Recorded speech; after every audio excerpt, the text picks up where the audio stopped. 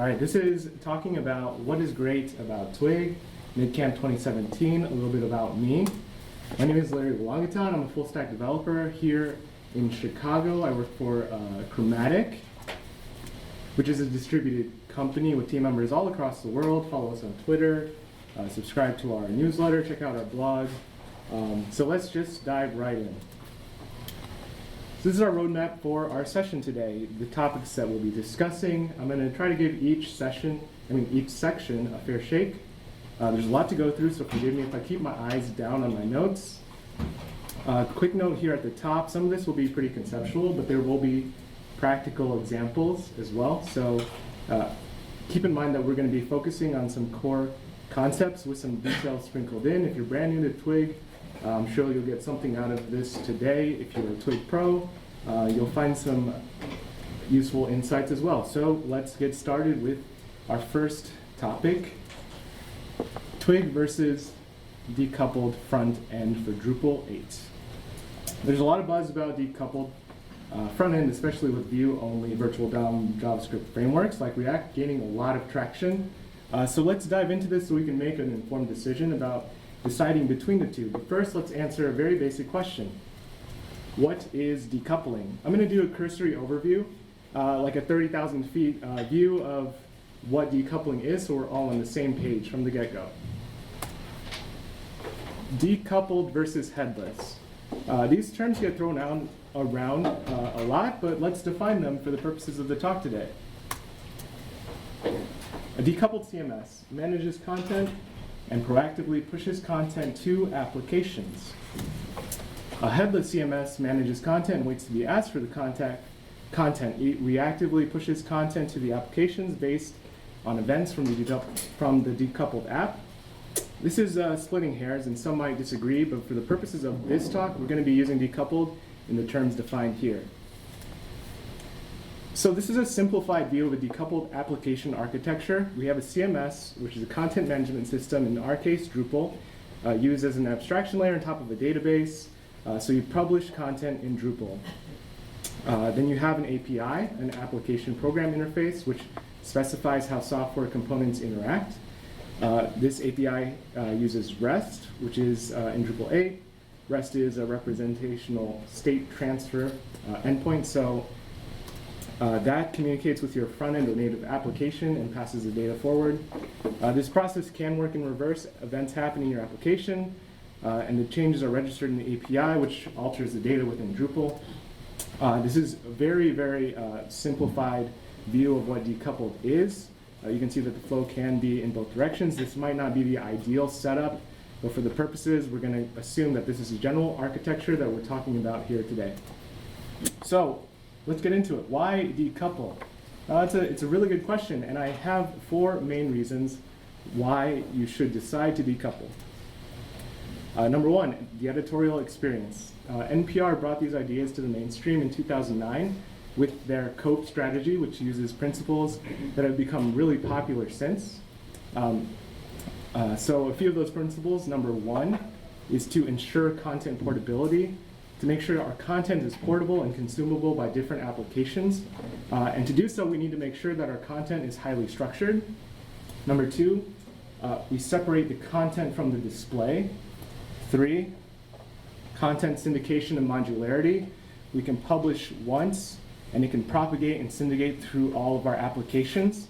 And number 4, we're creatively unlocked when we decouple our front end, our back end and front end, because the types of applications that we build is only limited by essentially your budget. So number 2, reasons why to decouple. Performance. It matters a lot. Going decoupled means you can select the right tool for the job, like a native desktop application or mobile app, in addition to your web application. You don't need to compromise on anything except for the amount of resources you're willing to spend. When you decouple, there's a very high ceiling. Number 3 is the developer experience, developer tools. How evolved or mature an ecosystem is, the patterns, the documentation, the best practices, and debugging, as well as the sum of all of those parts. And when we talk about developer experience, it's not just about your experience as a developer, but also about a developer's experience where decoupling can be an opportunity for you to grow or for your team to grow in terms of skill set for a front-end framework or a native application or developing for the Internet of Things. Note that this shouldn't be the only reason why you would decouple, but it's important to consider. Number 4 is maintenance. Critical to the success of any project is maintenance. So having an open source community is a great asset. You don't have to tackle issues on your own. There's codified documentation and best practices, and also a large talent pool that you can draw from. Having organizational familiarity can free up resources so that you can work independently from one another when you're working on the same project. The back-end and front-end developers can focus on what they do best and also consider what your organization has experience in. So depending on the structure of your team, you can determine what's best for your project. And finally, number 4 on maintenance is major version upgrades. Drupal 6 to Drupal 7, it can be pretty painful. 7 to 8, less so, but still there's work that you need to put in to do that. So in theory, decoupling allows you to upgrade the back end and front end completely independently in theory. So quick overview, all of the parts, reasons to decouple, the editorial experience, the performance, the developer experience, and maintenance. These all add up to a sum value for decoupling an application. And that's the business value. You need to have clearly defined business goals when you choose to decouple a site. A few more considerations to take into account.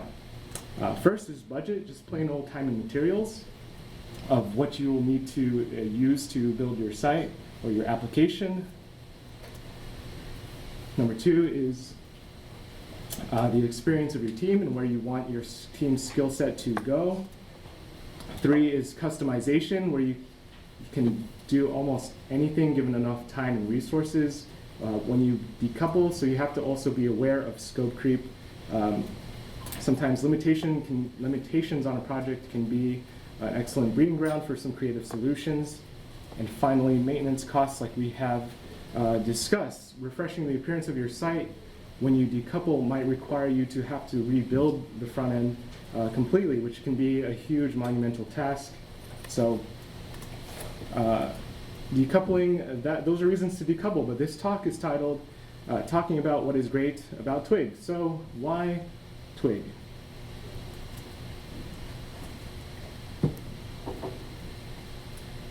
So when we're talking about Twig, we're talking about couple.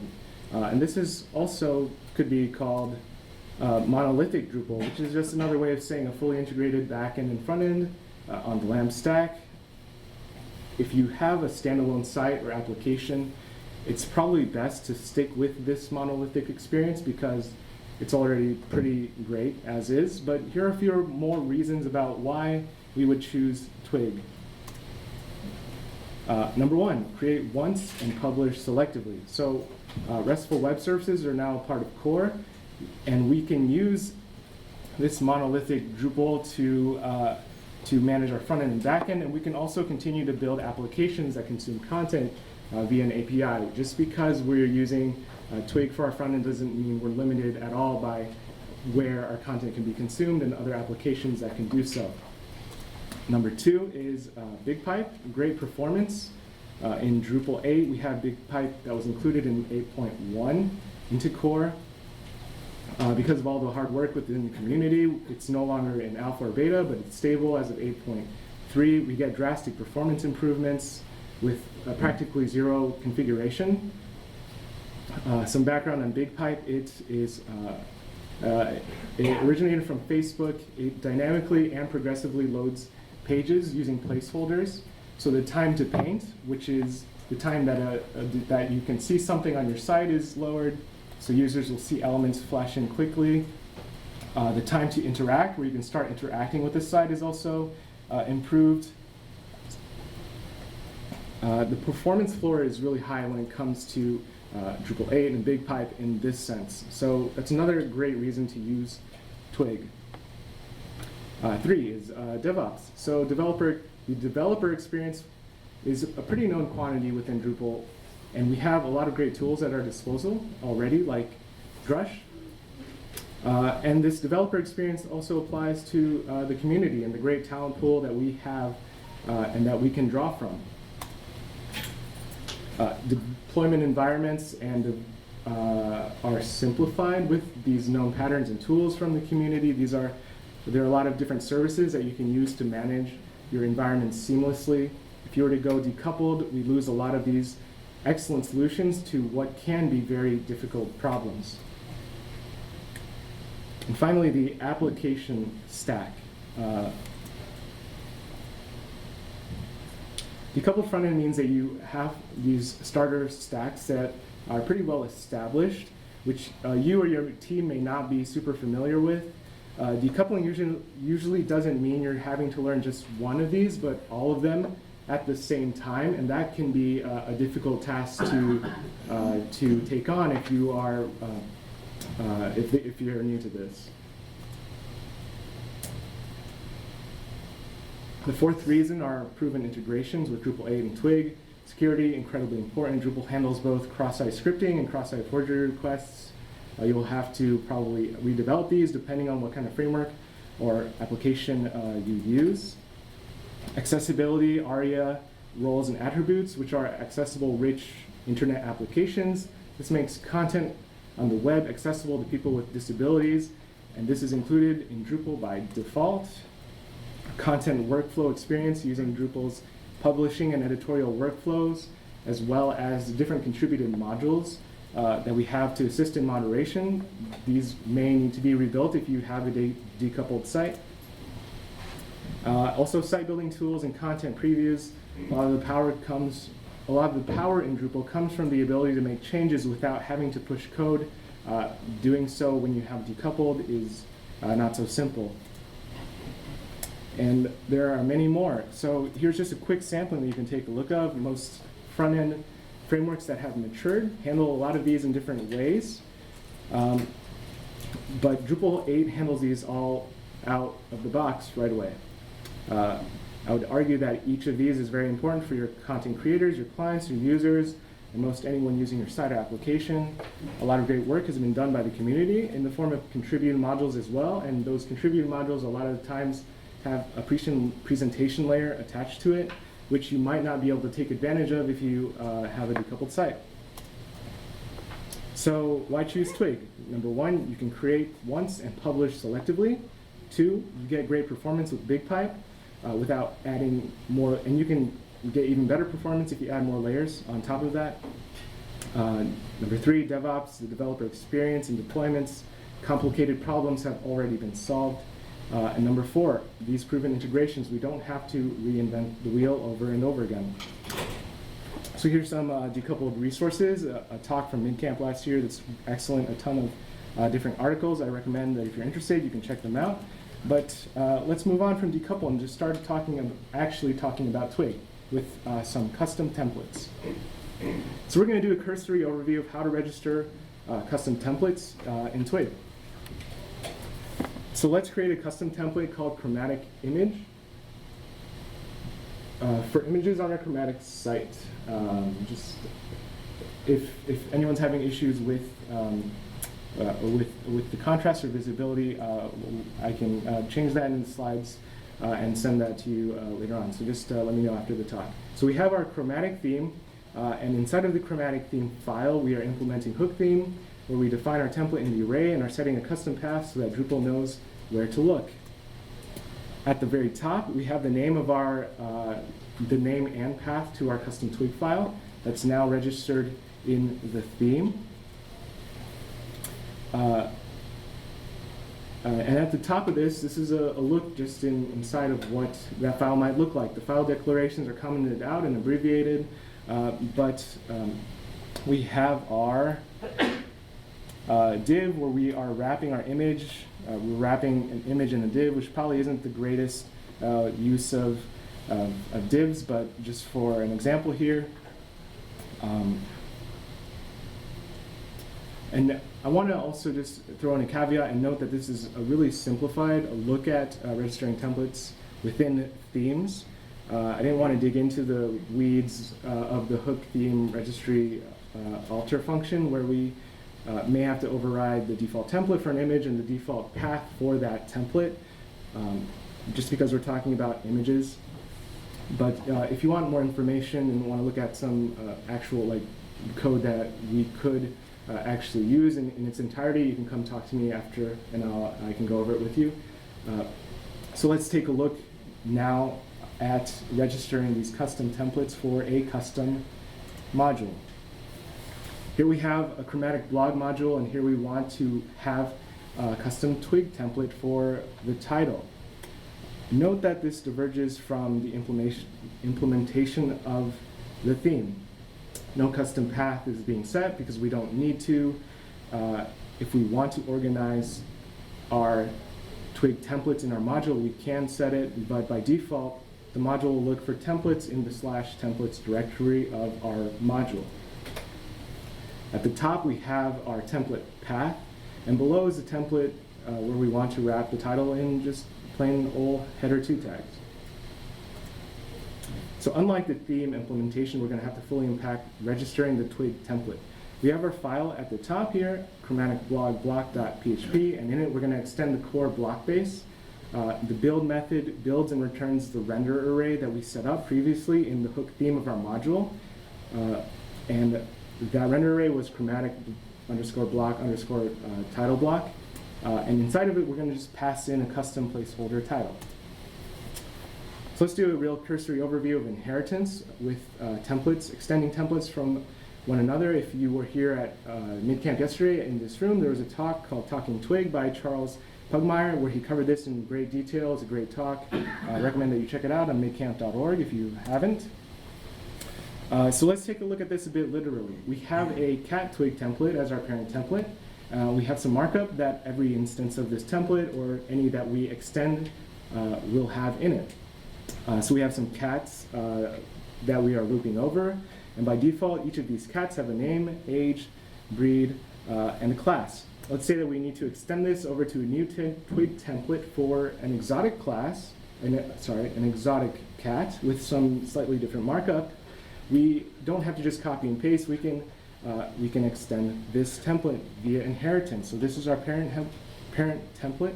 Let's take a look at our child template. Here we have a tiger.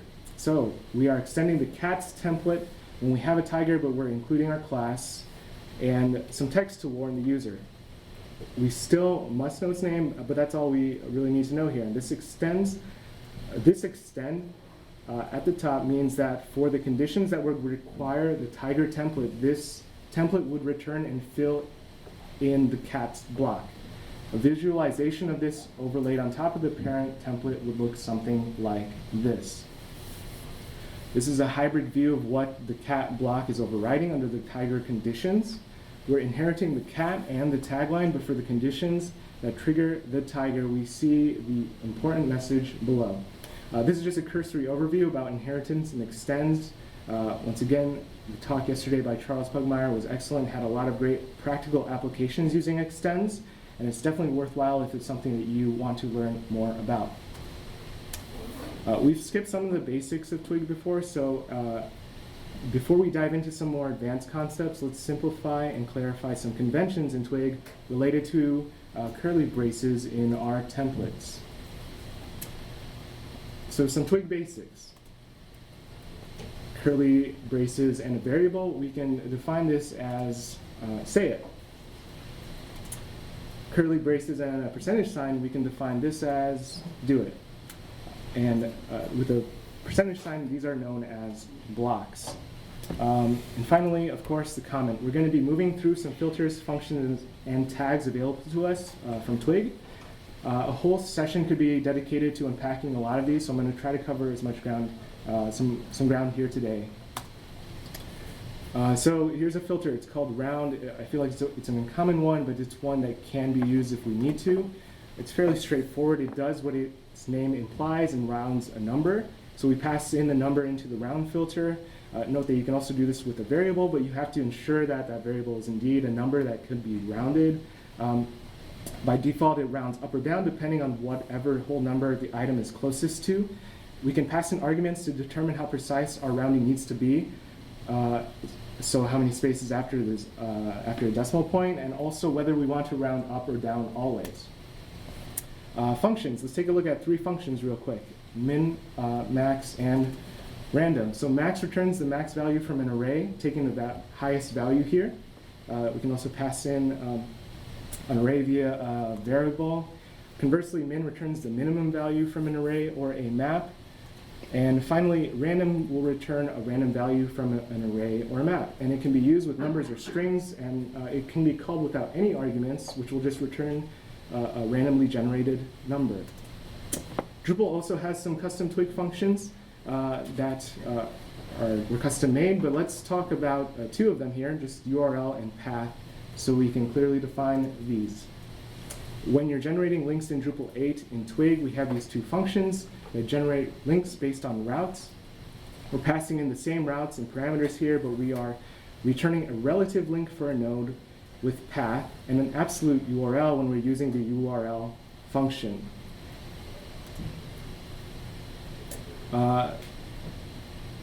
Block filters. There's a justified version about putting logic in templates, but they can be useful under the right circumstances. I'm not going to go into detail about those particular circumstances, so instead here we're just going to showcase one of these filters called merge. Merge, it can merge an array into another array by adding new values at the end of the first array. So here we are setting both toppings and cheese and merging our toppings and cheese. If a key already exists in an array, it's overridden. If we are to examine the toppings, we'd see that the arrays are now merged and that the feta key, which is in both arrays, is just there once. Block tests are also a great tool to use when you're checking templates without having to use comparison operators. So we have empty and iterable. Empty is essentially the same as the one in PHP, which checks to see if the variable is an empty array or has a string or false or null. Iterable tests if a variable is in an array, or if it is an iterable object, we can loop over it and go through it. Block functions, there are a lot of these, but let's take a look at parent, which we will have to revisit our inheritance template once again.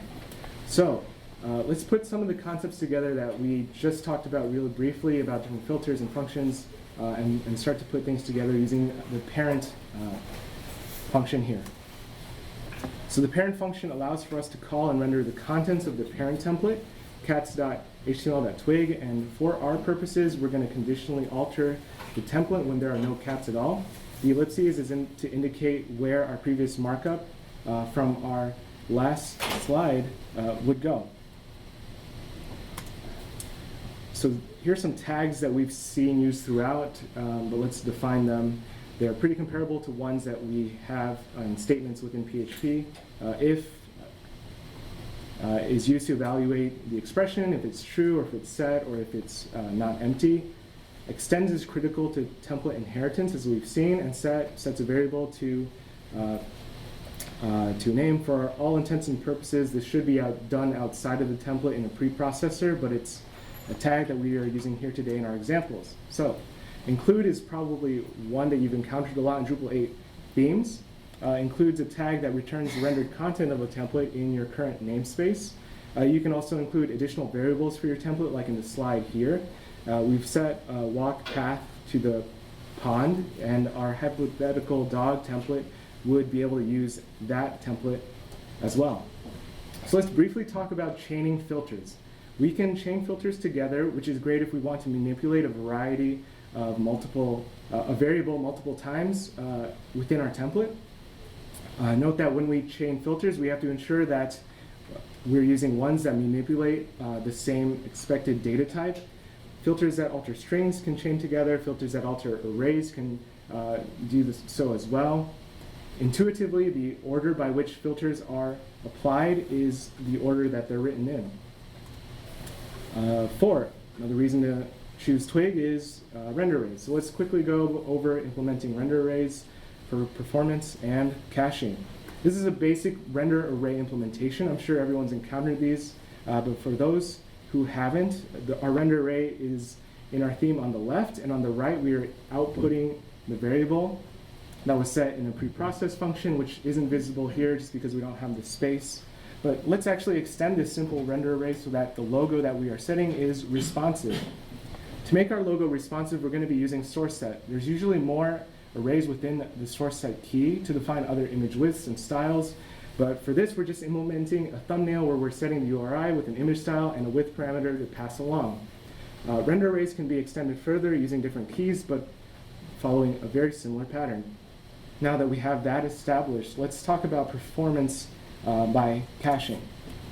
So in our render array, we can set a cache key. We must think about caching whenever we have a render array, because we have to determine whether whatever we are rendering is expensive. And if it is expensive to render, we should apply the appropriate level of caching to the site so we don't spend those resources every single time we need to call that object.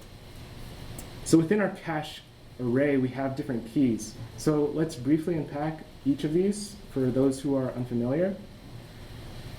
Keys is an identifier for this particular render array, which makes it unique from other render arrays in the cache. Here we're setting the key as the node ID. Contexts are context-dependent variations of a render array that need to be cached. Here we're setting that variability based on the theme. There's a whole host of other contexts within the render API documentation if you want to learn more about context. Tags are a string that's used to track which items depend on data from Drupal, and max age is a way of telling the cache how long a cache should last. Permanent is the typical use case here, but we can set that to an integer that's going to be interpreted as seconds. For more render array resources, since this was a pretty brief overview about it, there's an excellent presentation by a colleague, Gus Childs, at DrupalCon New Orleans on render arrays in Drupal 7 and 8, and his blog post as well. And if you're interested in going deeper into responsive images and source set in Drupal 8, there's another post by my colleague Chris Free, which is a great overview about that. As we're moving along, let's just jump straight into the next section, which is debugging. So, advanced debugging of Twig templates and variables without running out of memory. This is a very important part, because when you run out of memory, when you're trying to inspect a variable or a template, it can be so frustrating. So let's take a look at the different tools that we have available to us so that we can avoid this issue altogether. First one, var dump, the old PHP standby. It will bring us the information that we need, but it's not always the most accessible format, especially if we're debugging things within the theme that may be composed of multi-dimensional arrays with objects in them. If you're running out of memory, var dump will likely be able to help you at least determine variable names or keys when you're trying to debug within a tree. While it is helpful in a pinch, it's not the best option out there. We have some better options. Let's take a look at some of these options. One of them is Ladybug. It's a Twig extension, and there's also a Drupal module. It replaces var dump or print r from PHP, and it presents the debug data in a more presentational and palatable way so that you can kind of see some of the keys and values of what you're debugging. I will say that Ladybug is a great Twig extension, but it's also kind of aging a little bit faster than some of the other options that we have. So let's take a look at some of those other options that are more actively developed in comparison to Ladybug. The first one is straight from Symfony, the var dumper extension wrapper. So this is Symfony's debugging extension. Dump is a wrapper for var dumper. It's very powerful with a lot of well-written documentation and other extensions on top of it. A whole session can be made about this extension and extending var dumper, like using var dumper's clone or caster, but these apply more to Symfony on the server and not so much when we're talking about Twig templates. But it's available to us within our template, so we can call it to debug our variables this way. The devel module in Drupal 8 uses Kint, so it's probably one that's very familiar with most of us, but it also might be the debugging tool that a lot of us have encountered the running out of memory issue. And we're going to talk about that in detail in a moment, but just one more tool that we have available to us when we are debugging Twig templates is xdebug. Here we can set how deeply we want to go into the tree, as well as set breakpoints within our code, which will help us to mitigate the issue of running out of memory when we are debugging. If you want more information about setting up xdebug, here are some great resources. There's also an upcoming session at DrupalCon North America to check out. But let's get back to the question of being out of memory. So we have all of these tools, but why do we still run out of memory when we are debugging Twig? Well, first, and this is kind of a pretty strong opinion, but anyways, Drupal 8 is object-oriented. So there are arrays that are filled with a lot of different objects, and we can run out of memory because our memory gets filled with all of these arrays filled with objects, and just keep building and building when we're calling a debug function, particularly when we're talking about the devel module in Kint. Let's look at a few helpful tips to try to not run out of memory when we're debugging so that we can avoid this altogether. So this is from Morton DK. If you're trying to see what variables exist and you can't, any of those other tools are failing you, here's a good little snippet that you can use in your Twig template to see. So this is basically just to see what variables exist and are available to you in the template. And you can do this for any template or context. It doesn't just have to be the Node Twig template. You can apply this to any other templates to see what you can expect, you can inspect, and perhaps pass that into another debugging function. Some other tips to help mitigate and improve our debugging experience with devel and Kint. First, always pass in a specific variable. Just calling Kint without anything will run it for the entire context, and it can consume a ton of memory depending on the context that you call it in. Also, try not to open up the entire tree by pressing the plus button, because it could crash your browser if there's too many things in there. It can limit your performance there. And finally, in a pre-process function, you can limit the levels that Kint is able to traverse, which is a great tip from thpool. Inside of your theme, within a pre-process function, you can set levels. You can also set a similar variable in the settings.php file, which is another way to limit the maximum amount of levels that are returned from Kint.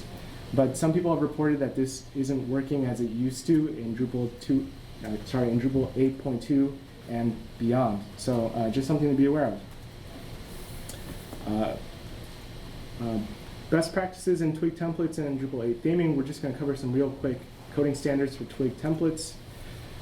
Here, single space in your Twig templates. This is just a simplified reference of the documentation that's found on Drupal.org.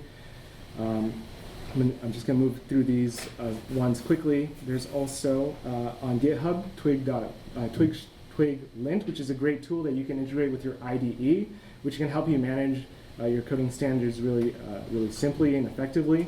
Twigfiddle.com is another great web application that you can test some of your code that you're trying to build out just on a simple web application to see within the website. A few more coding standards for spacing, no spaces. These are pretty straightforward standards. And finally, a best practice that I think gets rehashed over and over again, but we should just continue to talk about this, which is to not put business logic in your templates. Now, this might be contradictory to some of the things that I had just recently talked about filters and functions and so on, but putting advanced business logic in your template is just not recommended when you can do so in a preprocessor in your theme file. which is just a much better approach. So staying in the loop with the latest improvements to Twig, there are some resources, so let's cover them. Drupal Twig is a great resource to stay up to date with the latest in Twig and Drupal. You can browse the very organized issue queue there. There's also a Slack channel, an IRC, and also a Twitter hashtag where you can stay up to date with the latest discussions on Twig and Drupal. The Slack channel, I highly recommend it for anyone that hasn't yet joined. There's some great discussions, and people are super helpful there if you have a question. Also, Symfony. You can get broader support from the Symfony community via their IRC or from Slack, or also by searching Symfony and Twig in Stack Overflow. There are a lot of solutions and issues that people have already taken advantage of and solved for us, because Drupal uses Twig, but a lot of other CMSs use Twig, like Craft or Pico or a lot of different things. So there's different tools and extensions we can use if you want to search for them. Also, of course, GitHub Twig, you can look at the issue queue to see like what sort of issues are being worked on. You can review pull requests if it's something that you are interested in contributing back to Twig. I definitely recommend you check it out if you haven't. Some DrupalCon North America sessions that are coming up: Demystifying Rendered Content in Drupal 8 Twig Files by Amy, which is on Tuesday, and also Twig Tips and Tricks by Fabienne Tensier, which is the CEO of Sensio Labs and the brain behind the founder of Symfony and that. So that will be a good session to go to check out. DrupalCon North America, Birds of a Feather. There's one on Wednesday called Drupal Core's Front End Future, where we'll be having a discussion about what the front end should look like in future versions of Drupal, whether we're going to continue to use Twig or whether we're going to decouple completely and not have a front end at all. These are discussions that are happening, so check out, if you're going to DrupalCon North America, check out the Birds of a Feather. Level up. This is the last section before we get to questions. So we can continue to level up our skills, and here are some resources that we can take advantage of. There's some trainings at DrupalCon North America. I just checked. The theming Drupal 8 is sold out. It's by Blake and Joe at Drupalize Me. They had I heard they had a great training session here at MidCamp, so keep your ear to the ground about when the next training might be. Component-based theming with Twig. If you're wanting to move to a component library to manage your Twig files, it's definitely one to check out if you are needing those skills. Drupalize Me is a great resource if you're wanting to level up your Drupal skills in general. The resources on Twig are excellent and get people up to speed very quickly.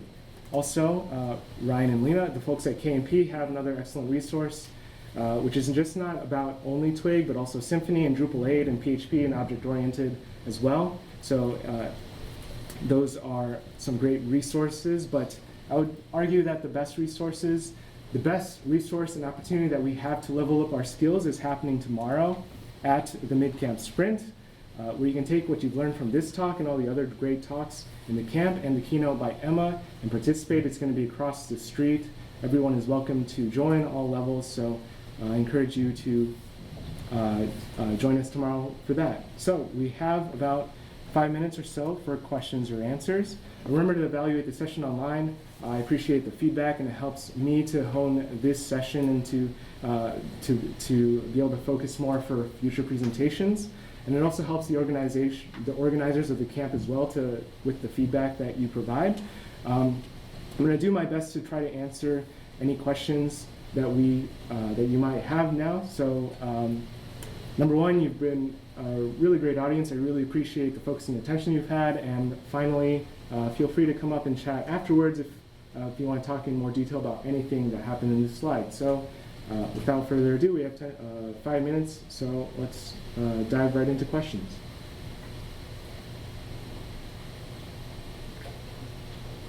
Yes? I'm curious about the can't require set the max levels thing that stops the memory leak issue. Yeah. And so you said put it in a pre-process function. Do you do it in like a pre-process page and then have it just execute once? So it's like on every reload, it just sets that, or? Yeah, so let's go just go back to it so we have it for our presentation. So the question for our recording is about the preprocess function that we would use, the kint require, and setting those max levels. So this could be essentially, like, you could put it in any preprocess function essentially, but probably the best practice to do so is to put it at the highest level of your tree. So like the preprocessor just for like a page or the HTML is probably the best location to do so. If you want to have the greatest effectiveness, now you can go deeper down into like a node, or further down if you want to just limit it to that that portion of your code.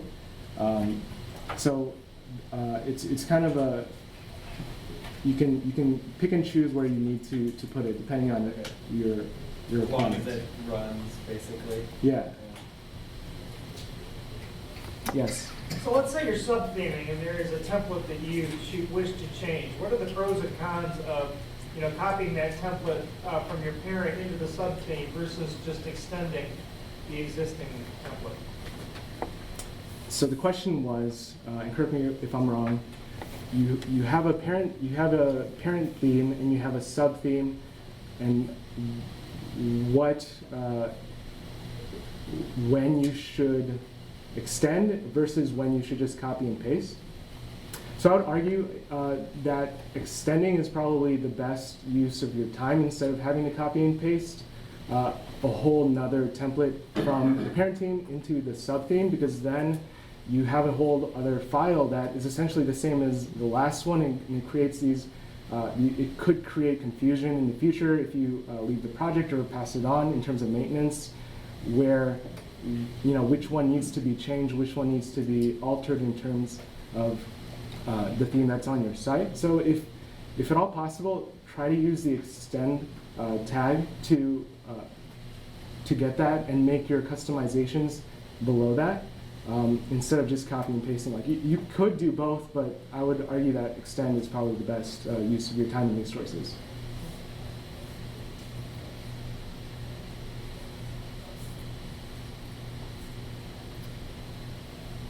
Yes? Can you back up to the first slide and put up the bit.ly link? Yeah. This was really useful, I thank you. Yeah, so the slides are here on bit.ly. They're also on midcamp.org, but I don't think that they're actually visible to anyone but people that are logged in who own the node for some reason. So check out this right now. The session recording will also be on midcamp.org. I'm sure that field will become public. Public. It's public? Yeah. Awesome. Okay, so it's on there. So so it's also there as well. Thank you. Cool. If there are no more questions, I'm going to stop the recording.